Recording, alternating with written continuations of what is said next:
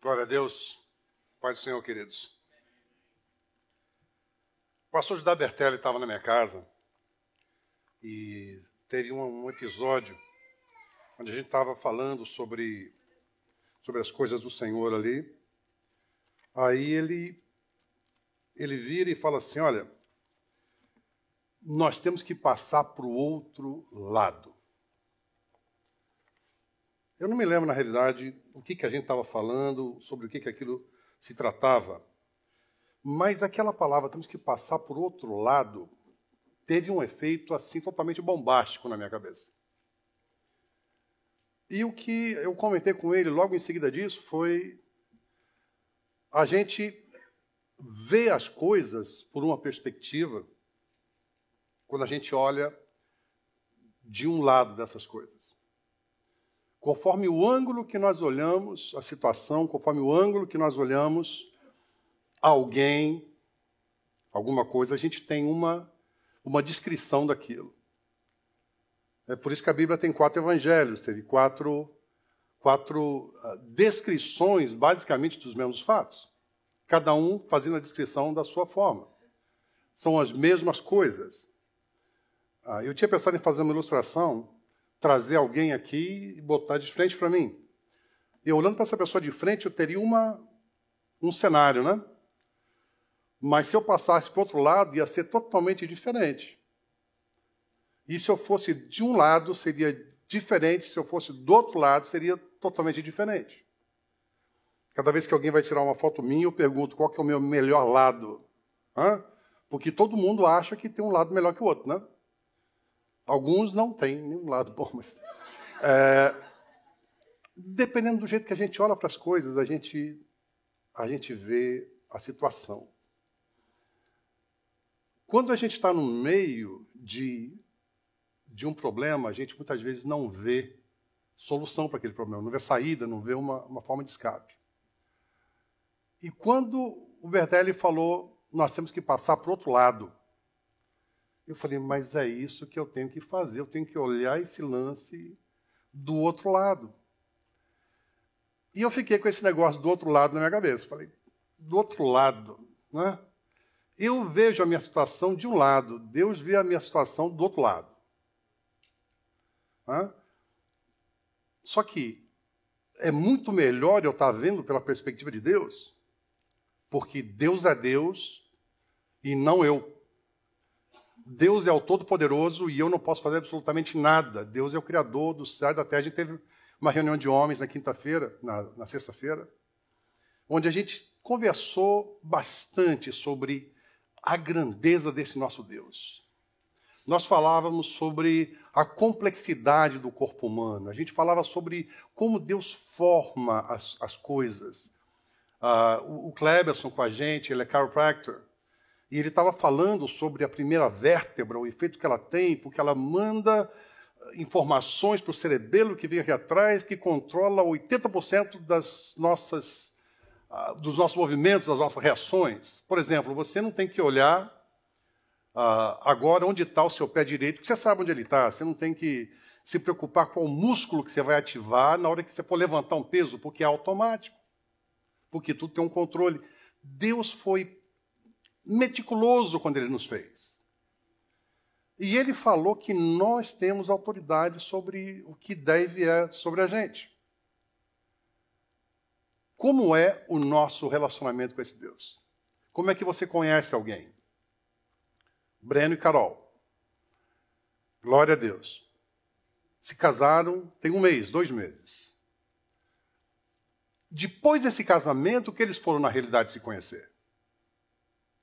Antes, eles se conheciam como eu conheço o Marquinhos, ou a Juliana. Hoje, eles se conhecem de uma forma diferente. Hoje, eles realmente se conhecem. Porque eles passam o dia inteiro juntos, passam a noite inteira juntos, eles se conhecem de uma forma diferente. Eu tenho muitos amigos, tem poucas pessoas com quem eu tenho intimidade. Aí, fui desenvolvendo esse lance na minha cabeça, durante o passado da semana, depois que o Bertelli foi embora.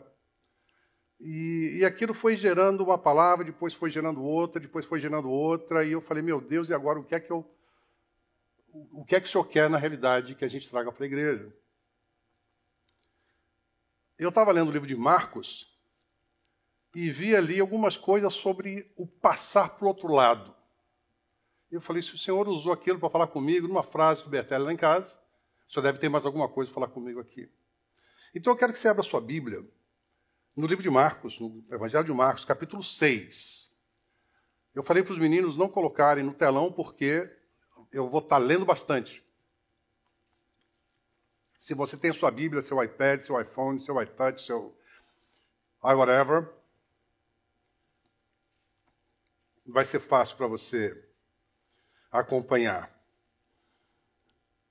O tema dessa mensagem, eu dei um tema assim totalmente aleatório, que talvez não tenha nada a ver com a história, porque eu peguei várias passagens, coloquei juntas, e o nome que eu dei é 2 dias andando com Jesus. Se nós conhecermos quem é Jesus, nós vamos ter muito mais conforto, a gente vai se sentir muito mais confortável em chamá-lo, invocá-lo. Se você tiver certeza que Jesus está do seu lado, como ele estava do lado dos discípulos, você vai fazer um monte de coisa diferente. E Jesus tinha os discípulos dele caminhando com ele. E é interessante, eu quero que você viaje, eu quero que você se coloque na pele desses discípulos, vendo o que Jesus fazia, como ele fazia, por que ele fazia, as reações que ele tinha, a personalidade de Jesus, o senso de humor de Jesus. Isso é uma coisa que me mexeu lá por dentro. Porque Jesus é uma pessoa. Jesus é um amigo mais chegado que um irmão. Quando Jesus estava na terra, os discípulos estavam junto com ele, onde ele estava. Se ele não estava perto deles fisicamente, ele não estava perto deles fisicamente. Quando Jesus morreu e ressuscitou e foi aos céus, antes disso ele falou para eles, ele mandou eles de 2 em 2 para pregar o evangelho a toda criatura, em cidades, em Jerusalém, em Samaria, até os confins da terra. Aí que ele mandou ir de 2 em 2. Até então, ele estava com eles juntos. Eles andavam juntos. Jesus queria se dar a conhecer dos discípulos. Nós não vamos crer, nós não vamos acreditar, nós não vamos confiar em alguém que a gente não conheça. E existe um ditado que diz que você deve manter os seus amigos perto e os seus inimigos mais perto, para você ter certeza de que você sabe o que ele vai fazer. Jesus chamou Judas de amigo, no entanto, Judas fez o que fez. E no dia da traição, ele falou, faz depressa o que você veio fazer, amigo. Mas esses discípulos, eles andavam com Jesus. E eu quero que você viva como se fosse você fosse um dos discípulos. E eu imprimi, porque meu óculos está complicadinho aqui. Então eu fiz uma letra maiorzinha. Marcos capítulo 6, versículos 45 a 46. E conforme a gente for lendo, eu vou tirando algumas coisas para você, porque isso aqui não é uma mensagem com fundo teológico daqueles violentos, mas é uma palavra para você conhecer Jesus. Para você saber que ele está junto com você, onde quer que você esteja. Versículo 45 começa assim: E logo obrigou os seus discípulos a subir para o barco e passar adiante para o outro lado, enquanto ele despedia a multidão, a Betsaida, enquanto ele despedia a multidão. Você imagina, vou começar aqui, você está com Jesus assim, aí eles tinham acabado de presenciar Jesus multiplicando 5 pães e 2 peixinhos e alimentando 5.000 homens. Eles tinham acabado de ver isso, eles estavam queixo caído. Aí Jesus os obriga, o termo usado aqui. E eu li em várias versões, é obriga, Jesus manda. Por que você manda alguém fazer alguma coisa? Geralmente porque aquela pessoa não quer fazer. Porque você pede de novo, aí você falando assim, não, isso aqui é uma ordem executiva, agora você vai, eu estou mandando você fazer. E Jesus era o líder deles. E Jesus manda que eles passem para o outro lado, adiante dele. Escuta, O que Moisés fala? Se o senhor não for comigo, eu não vou. Mas Jesus fala, vocês vão na minha frente. Enquanto ele despedia a multidão. Jesus era um homem de pessoas. Jesus era uma pessoa de pessoas. Versículo 46. E tendo-os despedido, foi ao monte orar. Essa é outro lance que nós temos reuniões de oração de mulheres, onde vem um grupo pequeno de mulheres. Nós temos reunião de oração de homens, onde vem um grupo pequeno de homens. Nós temos reunião de oração na terça-feira, onde vem um grupo pequeno na terça-feira. Jesus, ele dava o exemplo. Ele falava assim, olha, eu não vou te dizer para você fazer uma coisa que eu não faço. Jesus foi ao monte orar. Sobrevindo à tarde, estava o barco no meio do mar, e eles sozinhos em terra, e vendo que se fatigavam a remar, porque o vento lhes era contrário, perto da 4ª vigília da noite, aproximou-se deles andando sobre o mar. Queridos, o nosso remar sempre vai ser contra a correnteza, sempre vai ser remar contra vento contrário. E Jesus aproximou-se deles, andando sobre o mar. O que diz a próxima frase? Queria passar-lhes adiante. Você imagina os discípulos dentro do barco, todo mundo remando, cansado de remar. 4ª vigília da noite, estava quase amanhecendo, eles remando. E Jesus vem, ia passar por eles. Jesus não ia para parar, queria passar diante deles. Eu vejo isso aqui um senso de humor de Jesus. Porque Jesus não ia parar e falar assim, como é que vocês estão? Não, ele alcançou e queria passar-lhes adiante. Mas quando eles o viram andar sobre o mar, cuidaram que era um fantasma e deram grandes gritos, porque todos o viam e perturbaram-se, mas logo falou com eles e disse-lhes, calma, tem de bom ânimo, sou eu, não temais. Subiu para o barco para estar com eles, e o vento se aquietou, e entre si ficaram muito assombrados e maravilhados. Jesus queria que os discípulos soubessem quem ele era e o que ele tinha poder para fazer. O próximo versículo fala, pois não tinham compreendido o milagre dos pães, antes o seu coração estava endurecido. Queridos, várias lições, eu pego disso aqui, tá? Por que Jesus mandou eles adiante, sozinhos? Para que eles tivessem um encontro com aquela tempestade, porque o seu coração estava endurecido. Jesus sabia que ia alcançá-los, que ia entrar no barco, que a coisa ia se normalizar, mas eles ainda não tinham compreendido o milagre dos pães e o seu coração estava endurecido. Agora, quando já estavam do outro lado, dirigiram-se à terra de Genezaré e ali atracaram, e saindo eles do barco, logo o conheceram. Toda vez que Deus nos fala para a gente mudar alguma coisa, sempre existe uma razão. Sempre existe um propósito de Deus. E correndo toda a terra em redor, começaram a trazer em leitos, aonde quer que sabiam que ele estava, os que se achavam enfermos, e onde quer que entrava, ou em cidade, ou aldeias, ou no campo, apresentavam os enfermos nas praças e rogavam-lhe que os deixasse tocar ao menos na orla da sua roupa, e todos os que lhe tocavam saravam. Quando Jesus fala, vamos passar para o outro lado, queridão, não fala por quê, para onde, quando e como. Fui. Amém? Quando ele fala, vamos passar para o outro lado, é porque ele tem uma coisa para fazer no outro lado e vai usar a tua vida. Jesus é maravilhoso. Agora, esses discípulos viram com ele, cegos vendo, surdos ouvindo, paralíticos andando, leprosos curados. Só que eles viram ali, naquele mar, que eles não tinham controle sobre uma situação. O único que tinha o controle era Jesus. E é interessante que a Bíblia não fala que Jesus multiplicou os pães e distribuiu. Fala que deu aos discípulos, partiu, deu aos discípulos e mandou que eles distribuíssem. Então, a multiplicação vem na distribuição. Mas aí Jesus fala, vão para o outro lado. Pois é. Ele me quer lá para um propósito, ou porque meu escape está lá, ou porque se eu permanecer onde eu estou, eu morro. Ou se eu permanecer onde eu estou, eu nunca vou ver saída, não vou ter crescimento. Os discípulos não tinham compreendido o milagre dos pães. antes o seu coração estava endurecido. Essa é a razão que Jesus falou para eles: vão na minha frente.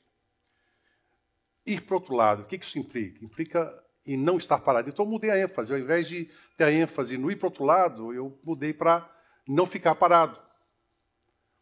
Se a minha situação está boa, muitas formas ela pode melhorar. E se ela está ruim, do outro lado sempre existe uma oportunidade de escape. Jesus acabara de contar a parábola do semeador em Marcos 4. Se você for para Marcos 4, versículos 35 a 41. Ele tinha contado a parábola do semeador e essa aqui é a continuação. Naquele dia, sendo já tarde, disse-lhes: passemos para o outro lado. E eles, deixando a multidão, levaram consigo, assim como estava, no barco. E havia também com ele outros barquinhos. E levantou-se grande temporal de vento e subiu as ondas por cima do barco, de maneira que já se enchia. E ele estava na popa, dormindo como sobre uma almofada, e despertaram-no, dizendo: Mestre, não se te dá que pereçamos? E ele, despertando, repreendeu o vento e disse ao mar: Cala-te, aquieta-te. E o vento se aquietou e houve grande bonança. E disse-lhes: Por que sois tão tímidos? Ainda não tendes fé? Vocês ainda não me conhecem? Vocês ainda não sabem quem eu sou? E sentiram um grande temor e diziam uns aos outros: Mas quem é esse que até o vento e o mar lhe obedecem? Mais uma vez eles testemunham do tamanho desse Jesus que está andando junto com eles. Queridos, eu quero que você pense sempre numa coisa e faça uma conexão. Jesus está com você. Nós temos o Espírito Santo dentro de nós. Nós somos hoje mais afortunados do que os discípulos que viveram com ele. Porque onde nós estamos, nós levamos o Espírito Santo dentro de nós. E os discípulos, quando eles estavam longe de Jesus, eles estavam longe de Jesus. Por isso que Lázaro morreu. Se Jesus estivesse junto com ele lá e nos outros lugares, não teria acontecido. Aí termina o capítulo 4, Marcos 5. E chegaram ao outro lado do mar, à província dos Gadarenos. E saindo ele do barco, lhe saiu logo ao seu encontro dos sepulcros um homem com o espírito imundo, o qual tinha sua morada nos sepulcros. Olha, sepulcro fala de quê? Fala de morte, fala de coisas passadas, demônios do passado que tinham habilitação sobre a sua vida. Mora no sepulcro. O que mora no sepulcro? Você tem algum esqueleto no seu closet? Você tem algum baú com coisas antigas que te perseguiam antigamente? Esse demônio ele vem correndo na direção de Jesus. Eu achei isso maravilhoso. Logo ao seu encontro, ele vem correndo, o qual tinha sua morada nos sepulcros, e nem ainda com cadeias o podia alguém prender, porque, tendo sido muitas vezes preso com grilhões e cadeias, as cadeias foram por ele feitas em pedaços, e os grilhões em migalhas, e ninguém podia amansar. E andava sempre de dia e de noite. Tem gente que muitas vezes perde o sono, tem gente que muitas vezes, durante o dia, tem algumas ideias erradas. O demônio ele não dorme, não. É dia e noite. Existe uma batalha espiritual sobre a sua vida e sobre a minha, dia e noite. O demônio não dorme. E você vigia, porque Jesus também não. O Espírito Santo está conosco, ele não dorme, não. Ele não toscaneja, como diz o Salmo 91, o guarda de Israel. Ele não tira nem sonequinha. E andava sempre de dia e noite, clamando pelos montes e pelos sepulcros, e ferindo-se com pedras. A Bíblia diz, a gente leu um pouquinho atrás, que Jesus deixou os discípulos, mandou eles irem à frente e foi para o monte orar. E esses demônios, dia e noite, clamando pelos montes e pelos sepulcros, e ferindo-se com pedras. Entenda uma coisa, o diabo é inteligente. Ele sabe qual é o seu ponto fraco, ele sabe qual é o seu ponto forte. Ele sabe onde você enfiou o pé na jaca lá atrás, e ele sabe onde você fala, isso eu nunca vou fazer. E ele não para. Ele não descansa. É uma batalha no mundo espiritual, dia e noite, como a gente acabou de ver aqui.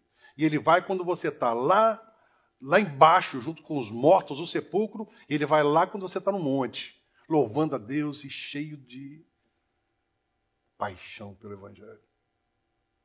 Quando vem domingo missionário, às vezes a gente dá uma ofertinha e acha que fez a obra de caridade. Esse é o sentimento que as pessoas que geralmente dão uma moeda de 25 centavos para alguém que vem com uma latinha no carro. Já fiz a minha boa ação de hoje. E andava sempre, de dia e de noite, clamando pelos montes e pelos sepulcros e ferindo-se com pedras. Olha o versículo 6. E quando viu Jesus ao longe, correu e o adorou. Você imagina um troço desse? Você imagina os discípulos vendo um negócio desse? Esse cara alucinado, todo ralado, meio do sepulcro, meio do cemitério. E todo mundo sabia dele, ele devia estar com a algema pendurada, com corrente pendurada. Quando ele vê Jesus ao longe, ele vem correndo na direção de Jesus, se prostra e adora Jesus. Eu acho que, discípulo novato ali, eu acho que desmaia, desmonta. Clamando com grande voz, diz: que tenho eu contigo, Jesus, Filho do Deus Altíssimo. Ele reconhece quem é Jesus. Muitas vezes a gente não tem a autoridade que a gente deveria ter, que a gente tem habilitação celestial para ter, porque a gente não sabe quem é esse Deus Altíssimo. A gente não tem intimidade com Ele. Que tenho eu contigo, Jesus, Filho do Deus Altíssimo, conjuro-te por Deus que não me atormentes. Porque ele dizia: sai desse homem, espírito imundo. E perguntou-lhe: qual é o seu nome? E Jesus dizendo: Legião é o meu nome. Perguntou-lhe: qual é o seu nome? E ele lhe respondeu, e o endemoniado lhe respondeu: Legião é meu nome, porque somos muitos. A gente, vez por outra, a gente aconselha pessoas que têm certos problemas. E muitas vezes o que aquela pessoa precisa é um monte de jejum, um monte de oração. É realmente um tempo separado com Deus, porque não é só um demônio que está afligindo ali. Afligindo. É uma legião. Versículo 10. E rogava-lhe muito que não os enviasse para fora daquela província. Isso aqui foi outra coisa que me chapou. Vejam, queridos, a gente não fala, eu sempre cito isso, o Salmo 133, né? A bênção do Senhor é como o óleo que desce sobre a barba de Arão, porque ali o Senhor ordena a sua bênção. Ali, Deus é um Deus geográfico. Os demônios, eles não queriam ser expulsos daquela província. Eles tinham domínio sobre aquele lugar. Então, quando você fala assim, existem principados e potestades em alguns lugares da cidade, isso é absoluta verdade, a prova está aqui. Eles não queriam ser expulsos daquela província. Você vai se chapar mais na frente. E andava ali pastando no monte, uma grande manada de porcos, e todos aqueles demônios lhe rogaram, dizendo: manda-nos para aqueles porcos, para que entremos neles. E Jesus logo o permitiu. E saindo aqueles espíritos imundos, entraram nos porcos, e a manada se precipitou para o despeadeiro no mar, eram quase 2.000, e afogaram-se no mar. E os que apacentavam os porcos, eu botei aqui donos ou empregados, fugiram. Não querem? E o anunciaram na cidade, nos campos, e saíram muitos a ver o que era aquilo que havia acontecido. Jesus falou: vamos para o outro lado. Ele sabia que tinha aquele alucinado de gadareno, e ele sabia isso que ia acontecer, e ele sabia que o que ele fez ia ser contado nas cidades e nas vilas vizinhas ali. E foram ter com Jesus, versículo 15, e viram o endemoniado, o que tivera a legião, assentado, vestido e em perfeito juízo, e temeram. Agora, vê a incoerência desse negócio. Antes o cara era louco, vivia no sepulcro, botavam corrente nele, ele arrebentava. se jogava no fogo, se jogava, se arrebentava tudo. E para eles estava tudo bem aquilo.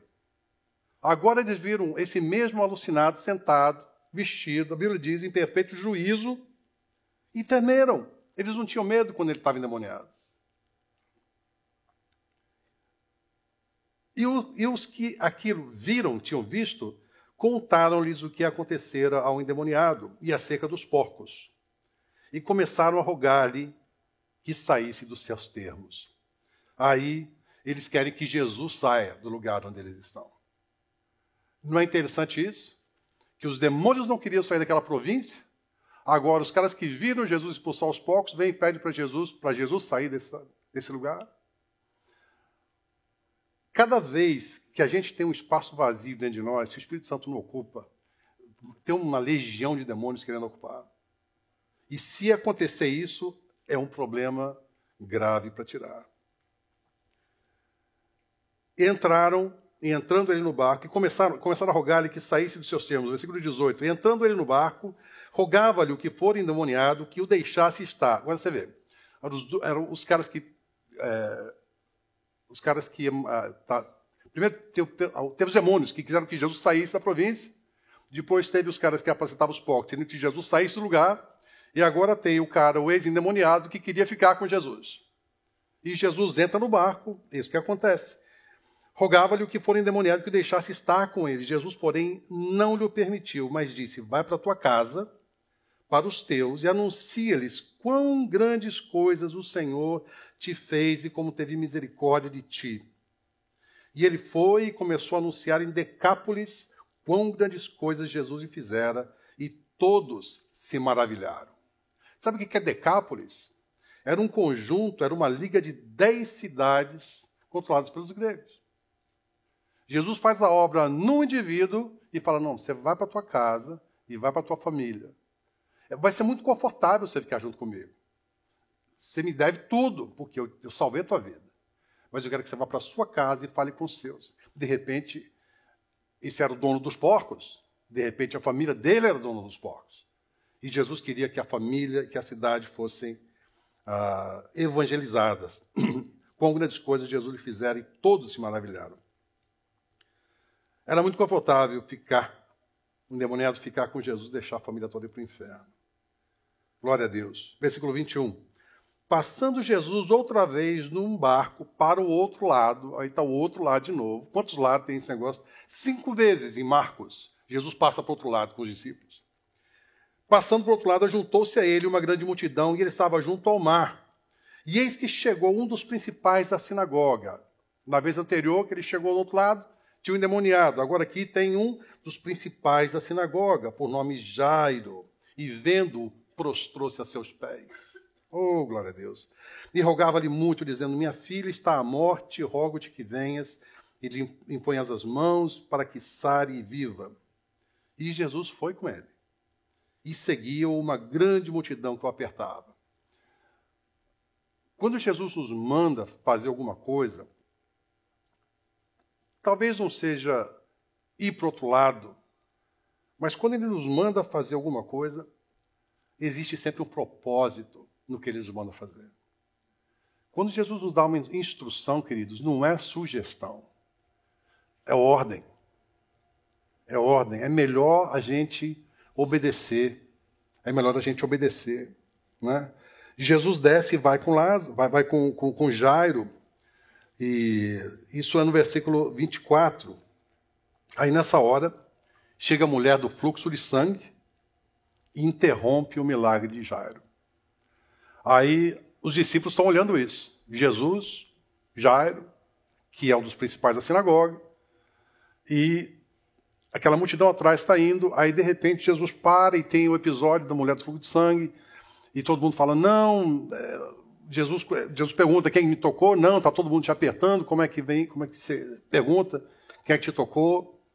E Jesus para e fica ali, do versículo 24 ao 35, Jairo, a gente não ouve que Jairo começou a reclamar,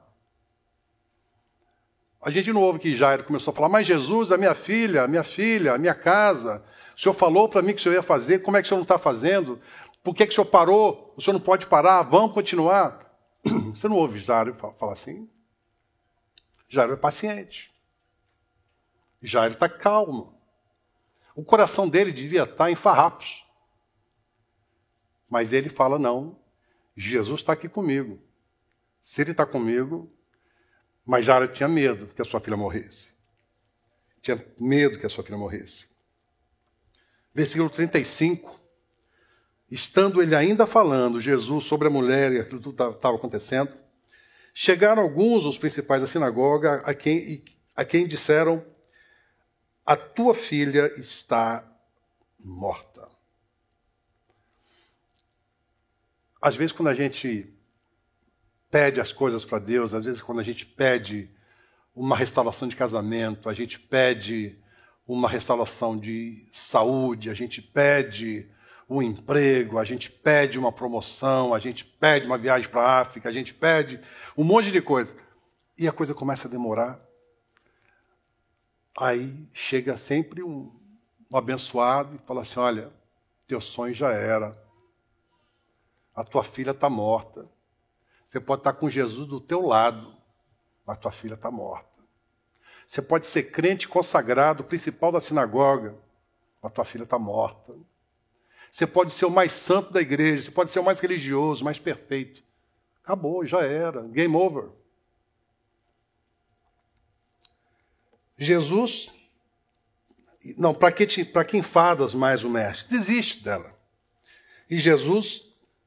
Tendo ouvido essas palavras, disse ao principal da sinagoga, não temas, crê somente. Jesus não explicou para ele o que ele ia fazer. Jesus não deu satisfação nenhuma. Crê somente. De vez em quando eu com a minha mulher... De vez em quando eu com a minha mulher, a gente tem umas conversinhas, porque eu pergunto para ela como que foi o negócio. E ela conta. Ela conta tudo. Em detalhes, desde a hora que ela ia sair, de onde quer que seja, o que aconteceu, quantos faróis vermelhos ela pegou, e tudo in between ela fala. Eu falo, deu certo. Lá na final, depois de 40 minutos, ela fala, deu. Falei, muito obrigado. Se ela fosse Jairo e alguém chegasse e falasse, sua filha está morta, e Jesus fala, não temas, crê somente. O que o senhor quer dizer com isso? O que o senhor quer dizer? O senhor vai fazer? O que o senhor vai fazer? Vamos transladar, mas está morta. O que o senhor vai fazer? Os discípulos vendo isso tudo. Se botam num lugar desse. Versículo 41. Jesus chega na casa, passa, põe a família toda para fora, só leva alguns discípulos, e tomando a mão da menina, disse-lhe, Talita cumi, que traduzindo é, menina, a ti te digo, levanta-te. E logo ela se levantou e andava, pois já tinha 12 anos, e assombraram-se com grande espanto. Eu queria ser um daqueles 3 discípulos que entrou com Jesus. Eu queria ver isso tudo que Jesus fazia. E esse mesmo Jesus, ele está com a gente.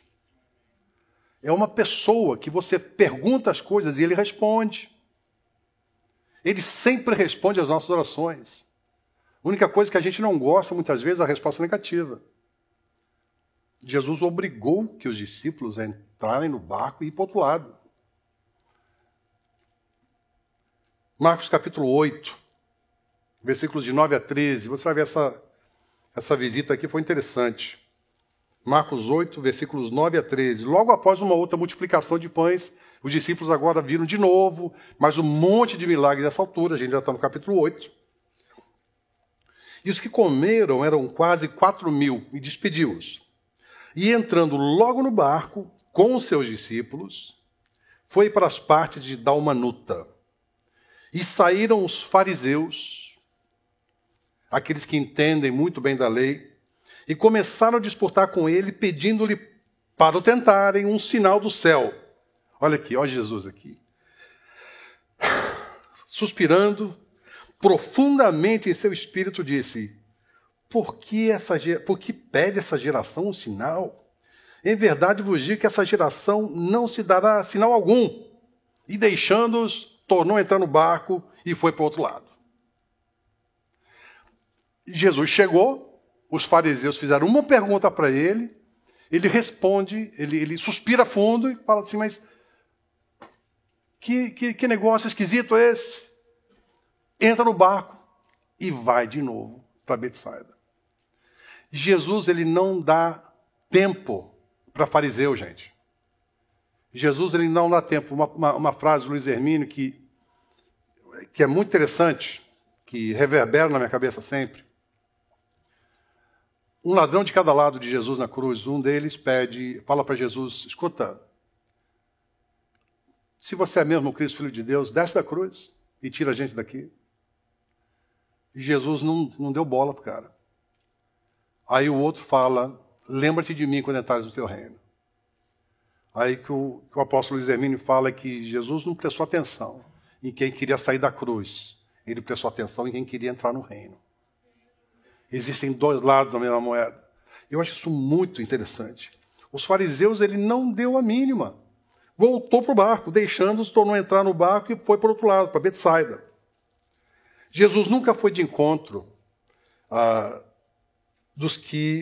Jesus sempre foi de encontro aos que o chamam, mas ele nunca permanece onde o recusam. Jesus saiu da terra de Gadara, lá de onde aquela galera queria que ele saísse daquela província. Ele saiu dali.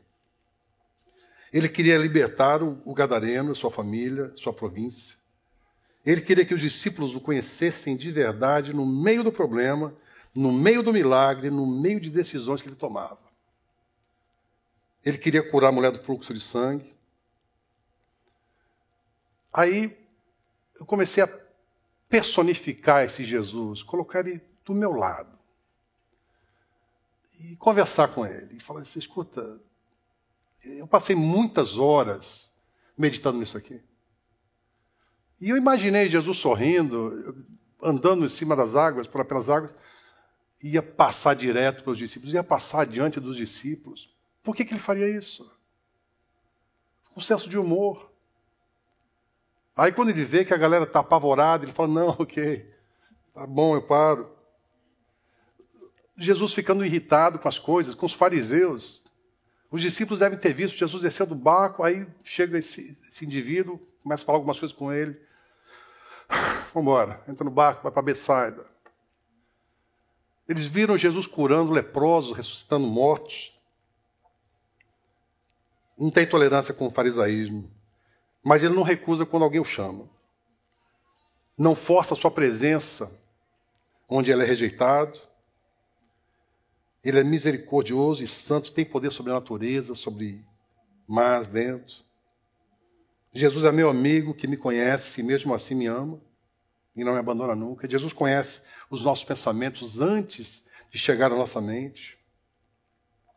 E esse Jesus, ele fala, tudo o que pedides em oração, crendo, o recebereis. Isso está em Mateus 21, 22. Tudo o que pedides em oração, crendo, recebereis. A continuação é, porque aquele que pede sem crer é como uma onda do mar lançada de um lado para o outro. Totalmente instável. João 11, 25. Disse-lhe Jesus, eu sou a ressurreição e a vida. Quem crê em mim, ainda que seja morto, viverá. Qualquer coisa que seja morta, ela vive em você, no seu ministério, na sua casa. Efésios 3, 20. Ora, aquele que é poderoso para fazer tudo muito mais abundantemente, além daquilo que pedimos ou pensamos, segundo o poder que em nós opera. João 14, 13. Tudo quanto pedis em meu nome, eu farei para que o Pai seja glorificado. Qual seria a sua reação? Qual seria a sua postura, atitude, se você vivesse 3 anos com Jesus? Vendo, desde o levantar dele até o anoitecer. Veio quando ele amaldiçoou aquela figueira, ficou com raiva da figueira, porque ele pensou que tinha figo, não tinha. Vê isso que ele fez ali com os fariseus. Qual seria, depois de você conhecer Jesus, você só conhece alguém quando você anda com aquela pessoa. Qual seria o seu sentimento? Os discípulos, eles tiveram uma mudança radical. Durante o tempo que eles estiveram com Jesus, eles viram aquilo, eles presenciaram, testemunharam tudo aquilo de Jesus. Mas eles estavam vendo Jesus fazer. Eles andavam com Jesus, Jesus curava, Jesus salvava, Jesus trazia de volta dos mortos, Jesus abria ouvidos dos surdos, os olhos dos cegos. Mas depois que Jesus morre e ressuscita, e fala para eles, olha, vocês vão para Jerusalém, esperem até que do alto vocês sejam revestidos do poder de Deus. Aí é que é o começo da história. E é nessa história que nós estamos. É nessa realidade que nós vivemos. Eu imagino poder falar com Jesus, poder ter estado com Ele, vê-lo face a face, tocar o rosto dele, abraçar Jesus. Eu imagino que Jesus era o tipo de cara assim de group hug, sabe? E Jesus devia ser um super bem-humorado. Jesus sabia todas as coisas, mas Jesus era 100% homem. Jesus devia gostar de nadar, gostar de pescar.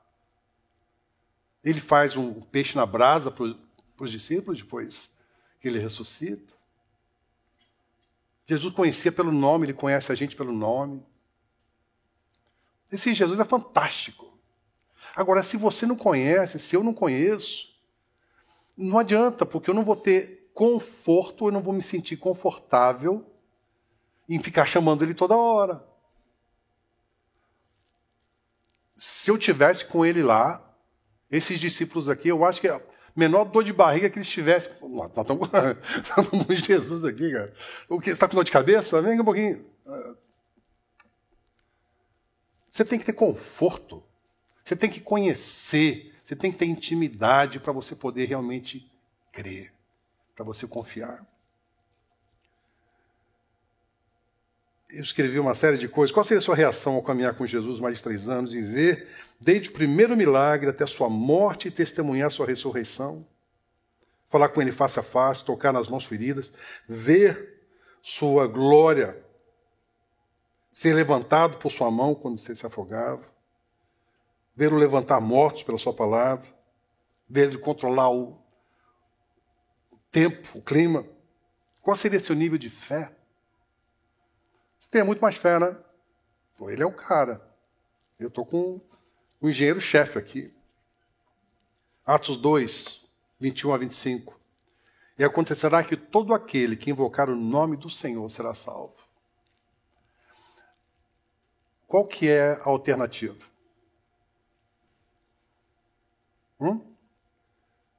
Todo aquele que invocar o nome do Senhor será salvo. Qual é a alternativa? Qual é o contrário disso? Quem não invocar, não será salvo. Homens israelitas, escutai essas palavras. Veja, quando Pedro estava com Jesus, do lado de Jesus, ele fez um monte de baboseira, um monte de besteira. Mas ele não tinha a ousadia que ele adquiriu depois que Jesus morreu e ressuscitou. Esse é o primeiro discurso de Pedro. E o tirar de uma espada e cortar a orelha de um soldado, isso não é um ato de coragem, isso não é um ato de fé, isso não é um ato de heroísmo, isso é um ato de um temperamento fora de controle. Deus fala para Moisés, fala para a rocha da água. Moisés vai e bate 2 vezes na rocha. Temperamento fora de controle. Aí, depois que Jesus morre, ressuscita, Pedro, cheio do Espírito Santo, começa a pregar. E acontecerá que todo aquele que invocar o nome do Senhor será salvo. Homens israelitas, escutai essas palavras. A Jesus Nazareno, o homem aprovado por Deus entre vós, com maravilhas, prodígios e sinais que Deus por ele fez no meio de vós, como vós mesmos bem sabeis, a este que vos foi entregue pelo determinado conselho e presciência de Deus, prendestes, crucificastes e matastes pelas mãos de injustos, ao qual Deus ressuscitou, soltas as ânsias da morte, pois não era possível que fosse retido por ela, porque dele disse Davi, sempre via diante de mim o Senhor, porque está à minha direita, para que eu não seja comovido. Pedro agora confronta todo mundo. Agora que ele está cheio do Espírito Santo, é essa a nossa realidade. Eles andaram com Jesus e agora eles estão sem Jesus, mas eles têm o Espírito Santo dentro deles. Atos 2,40. E com muitas outras palavras, isso testificava, os exortava, dizendo, salvai-vos dessa geração perversa. É de hoje a geração, parece que estava hoje aqui, né?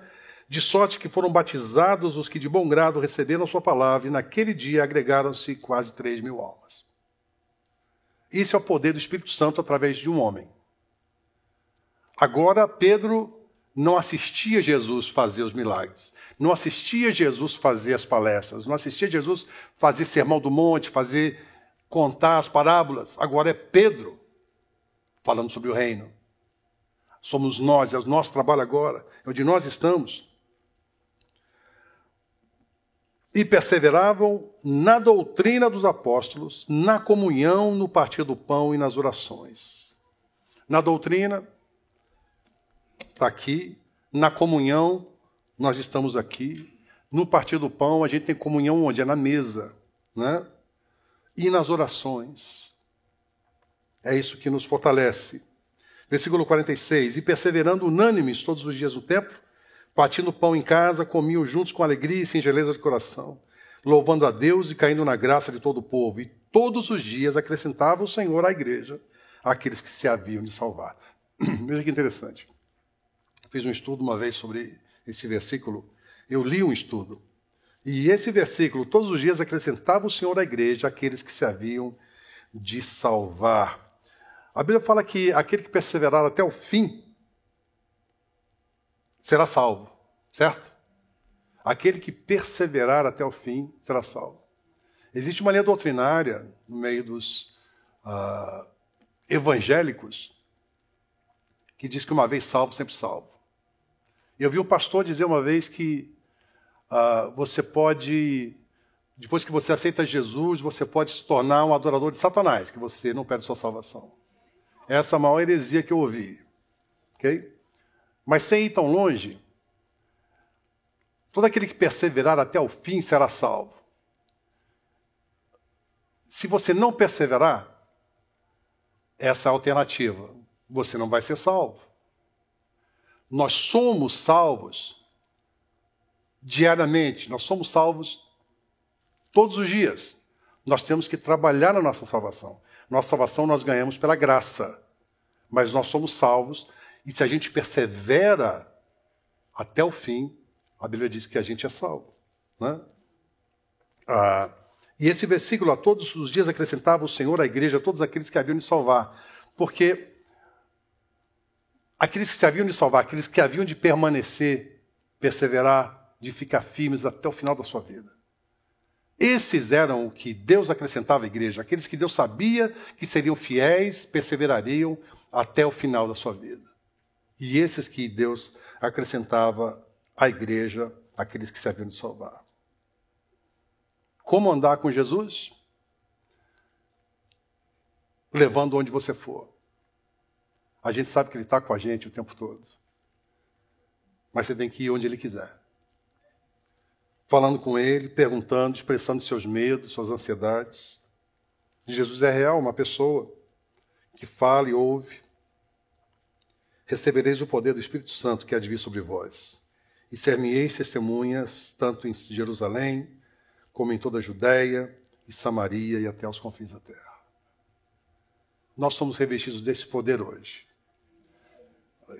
E para encerrar esse nosso, entre aspas, texto áureo, Deuteronômio 20, de 1 a 4, que está na nossa declaração do nosso ano da vitória, quando saíres à peleja contra os teus inimigos, e vires cavalos e carros, e povo maior em número do que tu, deles não terás temor. Pois o Senhor teu Deus, que te tirou da terra do Egito, está contigo.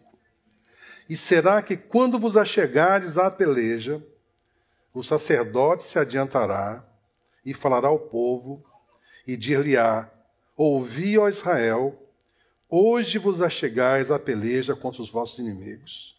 Não se amoleça o vosso coração, não temais, nem tremais, nem vos aterrorizeis diante deles. Pois o Senhor, vosso Deus, é o que vai convosco a pelejar contra os vossos inimigos, para vos salvar. Glória ao nome do Senhor.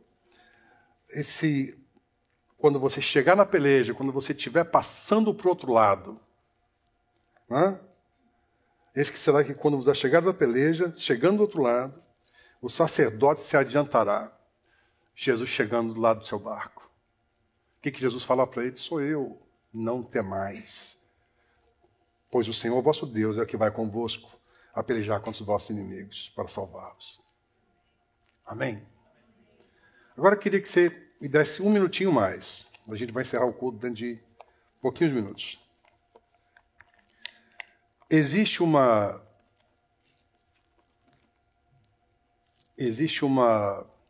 pressa no Evangelho, para o Evangelho ser espalhado pelo mundo. Existe uma pressa na gente se consertar com Deus. Existe uma pressa para pessoas elas se transformarem. Se você for acompanhar o noticiário, o que está acontecendo no Oriente Médio, você fala, meu Deus do céu, parece que eu estou lendo o Apocalipse. Jesus está para voltar, e para voltar a qualquer momento, queridos.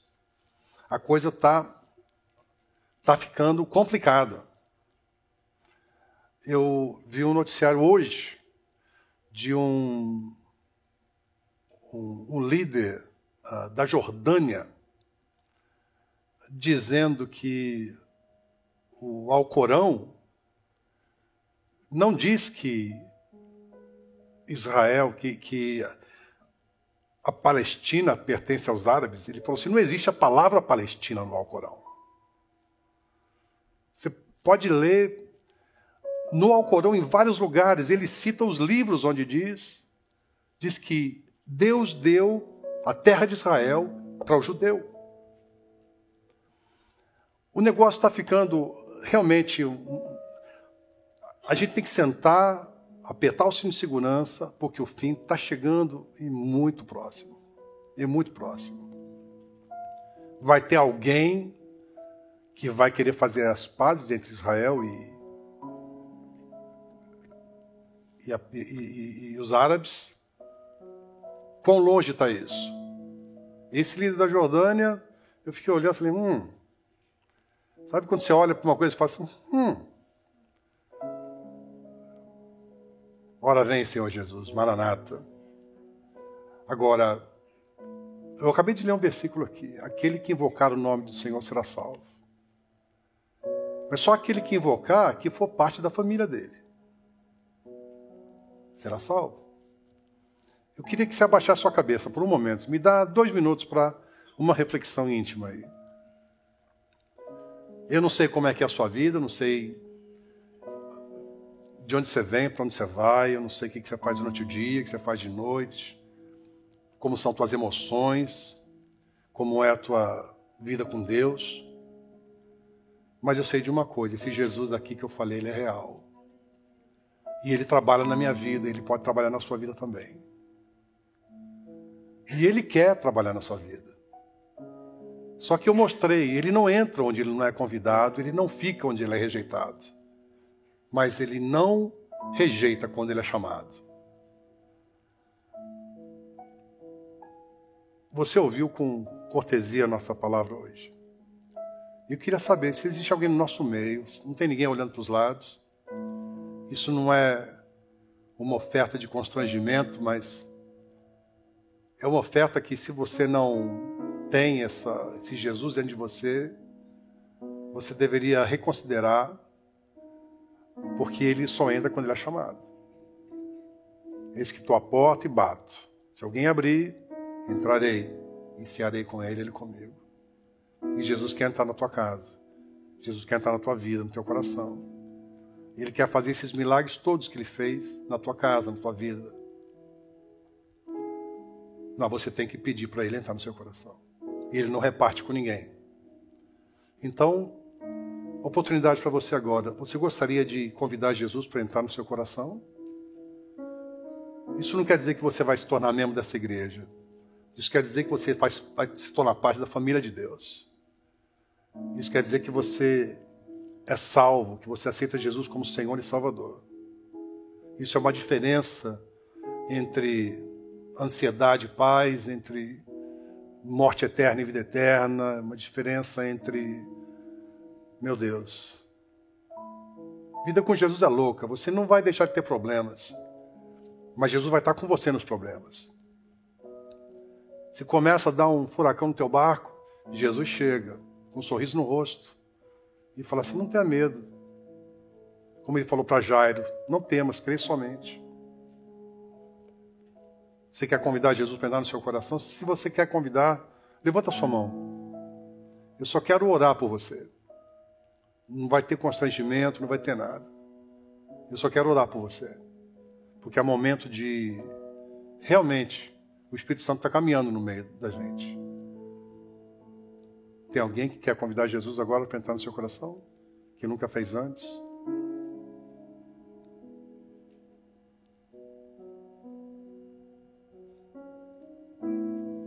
Talvez alguém que tenha perdido o caminho de casa, tenha se desviado do Evangelho.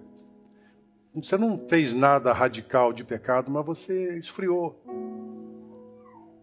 Jesus quer te esquentar de novo. Jesus quer te trazer juntos, mais perto, mais profundo. Quer andar junto, como ele andou com aqueles discípulos. Se você precisa de reconciliação, tua oportunidade agora. Levanta a tua mão para a gente orar por você. Não existe nada vergonhoso sobre isso.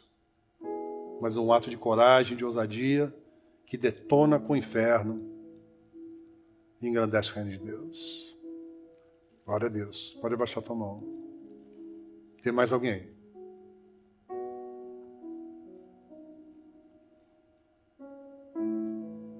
Eu acho que tem gente aqui que precisa, glória a Deus. Pode abaixar a tua mão. Eu acho que tem gente aqui que precisa aceitar Jesus pela primeira vez.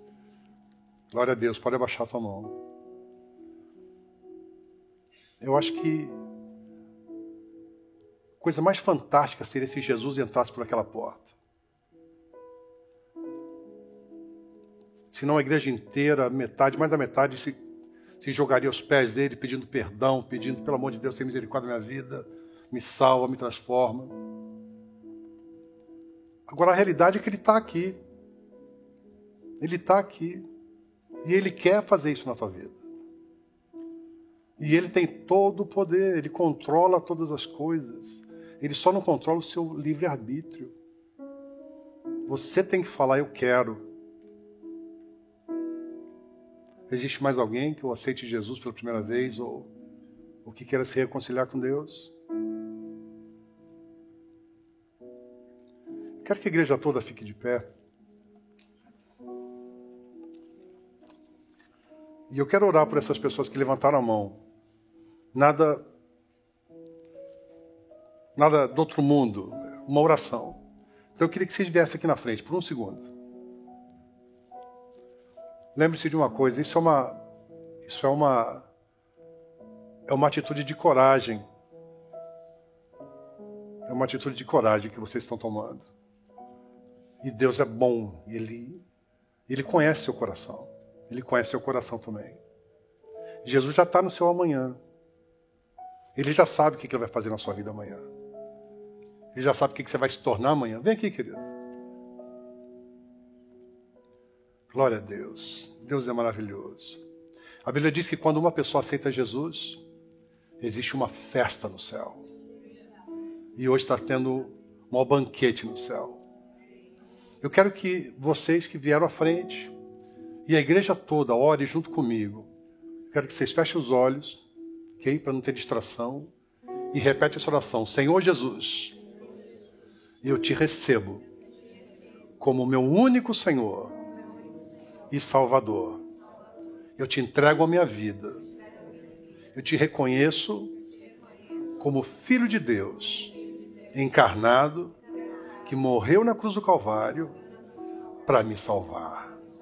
Recebe a minha adoração, recebe a minha vida, assume o trono do meu coração, porque a partir de agora eu sou teu filho, em nome de Jesus. Vamos orar, queridos. Senhor nosso Deus, nós te louvamos por essa maravilha, Senhor. Nós te louvamos pelo milagre, Senhor, da salvação. Nós te louvamos, Senhor, porque o Senhor morreu na cruz do Calvário. Quando nós, tão pecadores, Pai, não merecíamos aquilo. Cada um de nós devia pagar o preço pelo nosso próprio pecado. Mas o Senhor subiu aquela cruz e pagou por todos nós. E te louvo por esses queridos, Senhor, que vieram à frente. Abençoa-os de uma forma sobrenatural. Abençoa, Senhor, a sua situação, Senhor, individual. Abençoa nos seus negócios, nas suas casas, suas famílias. Senhor, escola, seus filhos. Senhor, o que for. Abençoa, coloca a tua mão de bênção, a tua mão de poder, a tua mão de graça e de misericórdia. Pelo poder do nome de Jesus. Amém e amém. Glória a Deus. Vocês podem voltar para o seu lugar.